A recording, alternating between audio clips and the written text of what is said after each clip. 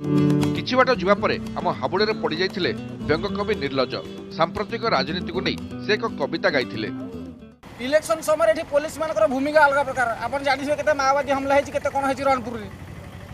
आमर पिला दरखास्त लिखी माननीय थाना बाबू नमस्कार नेबे वन पास करने को भियान नहीं जी महोदय डट डट डट डट समीपेशु आराम रे सोई जाओ आम घरे चोर पशु